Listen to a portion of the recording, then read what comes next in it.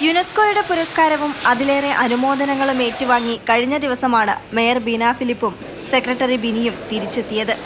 കോഴിക്കോടെത്തിയ മേയർക്കും കൂട്ടർക്കും മാതൃഭൂമിയുടെ ആദരവ്. മാതൃഭൂമി ചെയർമാനും മാനേജിംഗ് എഡിറ്ററുമായ P V Chandran, managing director M V Shreyams Kumar, joint managing editor P V Nitheesh എന്നിവർ ചേർന്ന് സ്വീകരിച്ചു. ഒപ്പം ഒരു കൂട്ടം എഴുത്തുകാരും. പുരസ്കാരവേദിയിലെ അനുഭവങ്ങൾ മേയർ പങ്കുവച്ചു. ഒരു ക്യാമ്പയിൻ ചെയ്ത ഡോക്ടർ അജിത് കാളിയത്ത് വിളിച്ചു പറയാണ്, ഇങ്ങനെ കോഴിക്കോടിന് ഇങ്ങനെ ഒരു യുനെസ്കോ ഒരു പദവിയുണ്ട്, അത് നമുക്ക് കോഴിക്കോടിന് നമുക്ക് കൊണ്ടുവരാം. KLF അവിടെ ഉണ്ടല്ലോ. അപ്പം അദ്ദേഹത്തെ സംബന്ധിച്ച് ആകെ ഉണ്ടായിരുന്ന പ്രത്യേകത KLF ആയിരുന്നു. അന്ന് ഞാൻ പറഞ്ഞൊരു പ്രധാന കാര്യം, സ്വാതന്ത്ര്യ സമരത്തിനു വേണ്ടി, സ്വാതന്ത്ര്യ പ്രസ്ഥാനത്തിന് വേണ്ടി സ്ഥാപിച്ച മാതൃഭൂമി ആദ്യം തുടങ്ങിയത് കോഴിക്കോടാണ് എന്നാണ്. നമുക്ക് കോഴിക്കോടിന് കിട്ടിയ, നഗരത്തിന് കിട്ടിയ ഈ ഒരു വലിയ അംഗീകാരത്തെ നമ്മൾ എന്തായാലും മുന്നോട്ട് കൊണ്ടുപോവുക തന്നെ ചെയ്യും.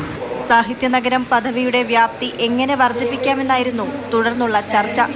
എഴുത്തുകാരായ KP Sankaran, KP Ramanunni, UK Kumaran, doctor Khadija Mumtaz, doctor Mini Prasad, Kalpetta Narayanan, PP Sreedharanunni, doctor Arsu, PK Parakkadavu, VR Sudheesh, Subhash Chandran എന്നിവർ അഭിപ്രായങ്ങൾ പങ്കുവച്ചു. ചർച്ചയുടെ ഭാഗമായി ഉയർന്നുവന്ന പദ്ധതികൾ നടപ്പാക്കാൻ ശ്രമിക്കുമെന്ന് മേയർ അറിയിച്ചു.